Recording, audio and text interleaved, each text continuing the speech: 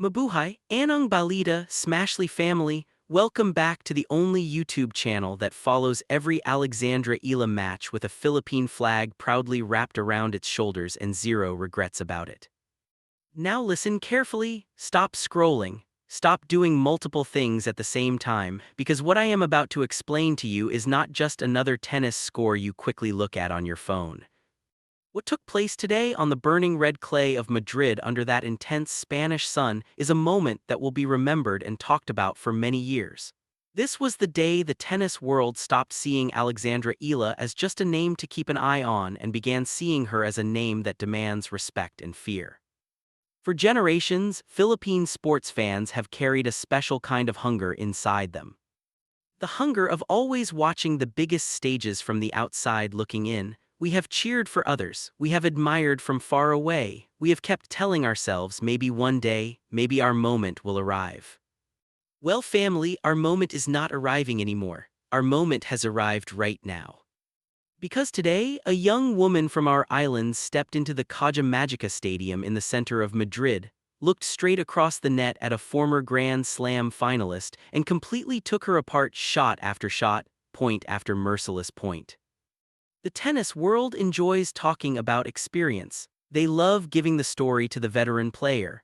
When the draw came out and Anastasia Pavlyuchenkova's name showed up opposite Alex, the international commentators instantly went back to their usual script. They began highlighting the Russian's strong background. Her powerful baseline style, her strong performance at Roland Garros in 2021, her complete control of European clay. They presented it as a good learning experience for our girl, a difficult but helpful lesson. They pictured Alex as the student entering the classroom. What they failed to notice is that Alex did not travel to Madrid to sit and learn in anyone's classroom. She came to teach a lesson. Now let's discuss the opponent because the background is very important here. Pavlyuchenkova is not an ordinary player. This is a woman who once stood on the Philippe Chatrier court in a Grand Slam final. She understands clay court tennis at a level that very few players on the whole tour can equal. She reads angles well, she builds points carefully, she can push you off the court with flat, low, powerful ground strokes that feel like they are fired from a cannon. On paper, this looked like a very tough matchup. But here is the 2026 truth. The veteran arrived in Madrid ranked 116th in the world with a record of only 2 wins and 6 losses this season. She had to battle through the qualifying rounds just to enter the main draw. That makes her a completely different type of threat, a wounded fighter with nothing left to lose. Desperate to show the world that she still deserves to be here, a player in that situation is not hopping for an equal battle. She was searching for someone to beat so she could restart her season. She picked the wrong opponent. Let's talk about who Alexandra Eala is at this moment. Because if you have not been paying attention to her development, it is time to wake up completely. The slim junior champion who shone brightly at the US Open Juniors and won the Roland Garros junior doubles title has been totally rebuilt. The years spent at the Rafa Nadal Academy in Mallorca, separated from family and home, pushing through extremely tough physical training and tactical drills that most people could not handle even for 1 week. Those years created something special. They did not just train a tennis player, they created a true fighter. Going into this match, Alex was ranked 44th in the world. Pause and really understand that number. 44th on the entire planet. And her 2026 achievements already include a quarterfinal appearance in Dubai. And the one that should catch everyone's attention, a win against Coco Gauff, the world number 4 on the hard courts of Indian Wells. This is no longer a young prospect hopping for a big chance. This is a seeded player who poses a real danger. This is someone no player wants to face early in any tournament. The only real question before Madrid was her performance on clay. The change from hard courts to red dirt is known to be extremely difficult. The movement feels completely different. The rallies become longer and more physically demanding. The bounce needs adjustments that take some players' whole seasons to master. Could Alex bring her hard court success to the European clay? Today, she answered that question with an outstanding performance. Here is what makes the Mutua Madrid Open different from every other clay tournament on the schedule. The high altitude. Madrid is located high above sea level, and that thinner air changes everything. The ball moves faster, bounces higher, and the rhythm of rallies is different from what you see in Rome or Paris.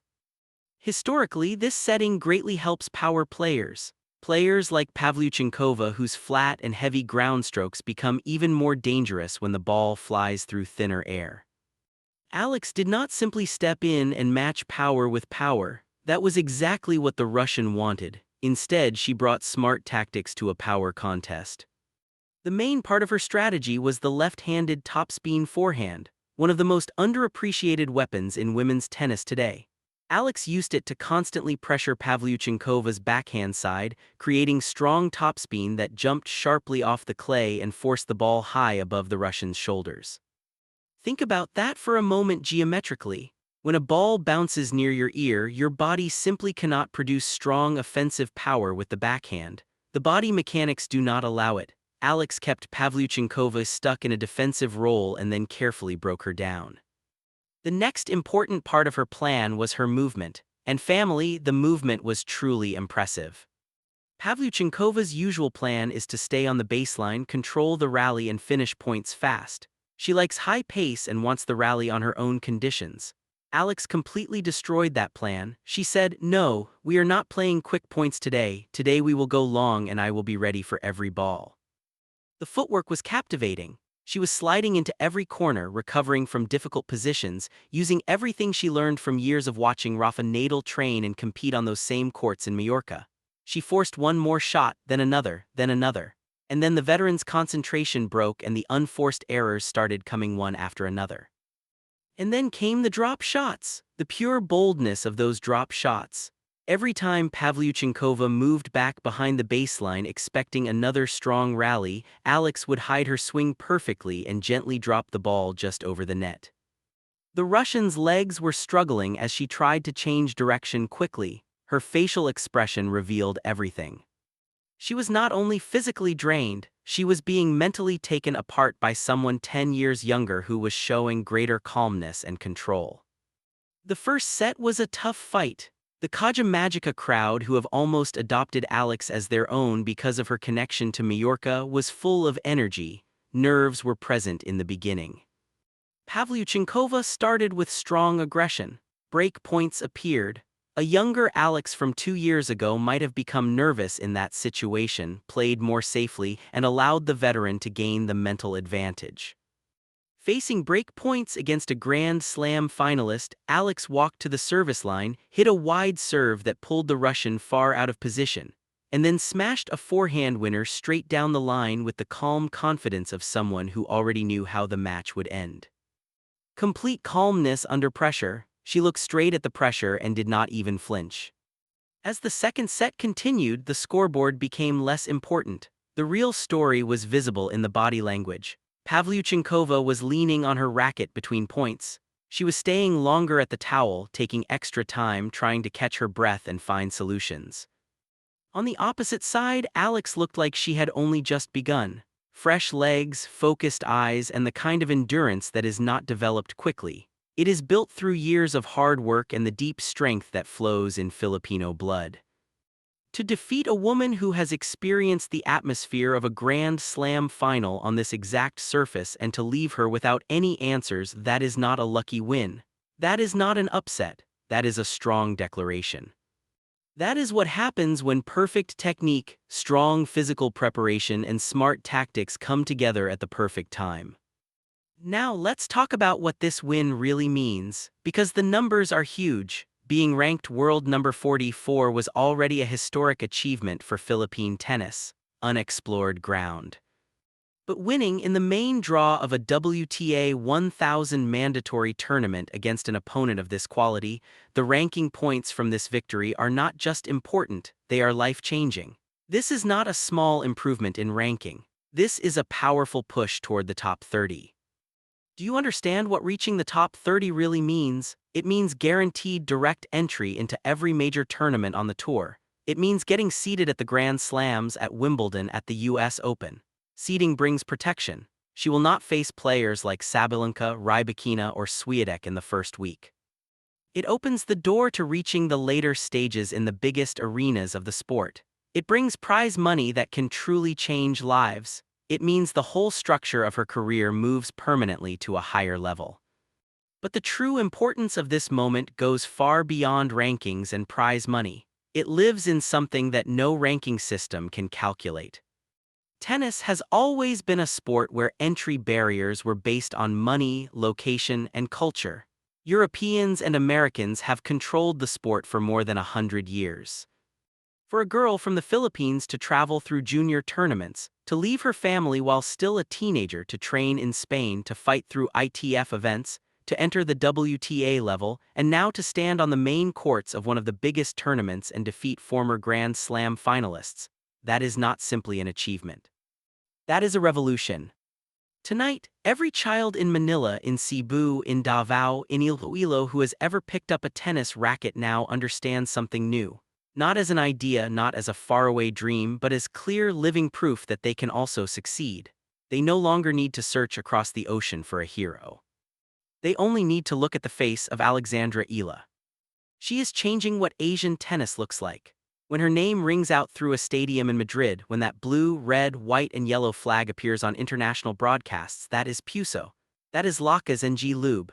That is every Filipino who ever dared to dream something too large, too brave, and too wonderful, all shown in one remarkable young woman. The giant has been defeated. The world has been officially warned. But Madrid is still far from over. This was only the first round. And with the wave of confidence and momentum that Alex is riding right now, there is truly no player in this draw that she cannot compete against and defeat.